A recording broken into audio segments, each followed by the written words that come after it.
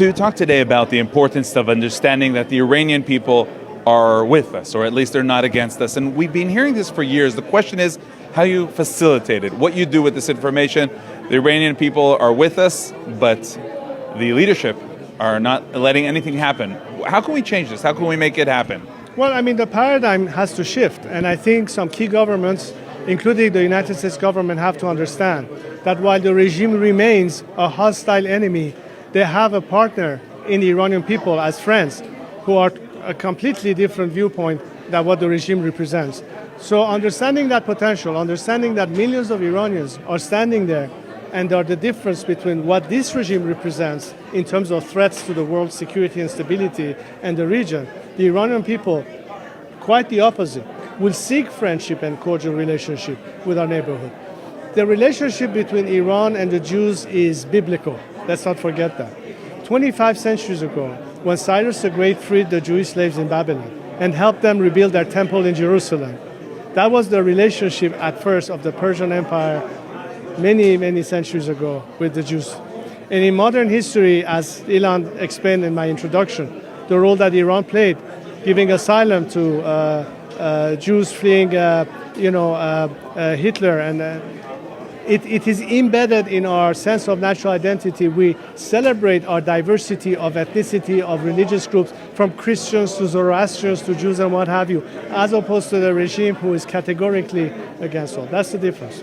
But the question is the following. We're in the midst of a war, and everyone understands that it's a war with Iran, and there might be even military actions.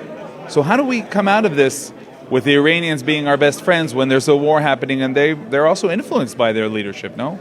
Way before you think that the solution to the problem is by waging war against a country, you have to realize that the best army in place are the people of Iran themselves. They are the actual boots on the ground. All they need is the extra support and help so they can better organize their strikes, their demonstrations, and be able to really rely on the kind of support that we witnessed towards the end of the Cold War. None of these dissidents in Russia, or for that matter, movements like Solidarity in Poland, were successful without some tacit support coming from the free world. Same thing in the case of apartheid in South Africa and the whole ANC movement. Iranians have been calling for a long time for support from the outside world, particularly the Western world, whether it's America or Europe or its allies. And this is why I think that the best response is not to say we are going to fight the war. Iranians are ready to fight that war, but they cannot do it alone. That's the difference. So the West shouldn't attack? The West, Israel should not attack at this point? Well, first of all, I cannot, as a patriot, as a nationalist, accept any kind of military intervention against my country. I've always been against it. That's my red line. But I think there's a much better solution, that you don't have to even do that, because the best vulnerability of this regime and what is the most scared of are the people themselves. That's why they're cracking down on people. That's why they're shooting our kids in the eye, because they think that nobody is challenging them on that. But if they saw that Iranians are actually being backed and supported by the outside world, then they will think twice. And it plays into my strategy of creating maximum defections from this. And the West is afraid really to support just the declarations, but it's not really supporting? Look, at the end of the day, you have to have strong leaders who understand the fundamental problems and make the proper decisions. This is something I can't control. I can only do my part and represent and explain to them what it is that my fellow compatriots expect.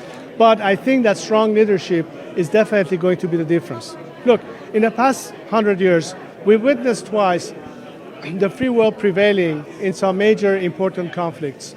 The first time was the Second World War, and you had a strong president in Roosevelt in Washington, as well as Winston Churchill in London. And that put an end to the Second World War and the Hitler and Nazism. The second time around was towards the end of the Cold War. You had a strong leader in the name of Ronald Reagan in Washington and Nancy Thatcher in England. Same thing. What do we have now? Do we have that strong leadership? We need that strong leadership. We all have to do our part. And that's how it needs to be coordinated. Washington is key. Of course, Jerusalem is key. Some key countries in Europe and the Middle East as well. Okay, thank you very much. Thank you.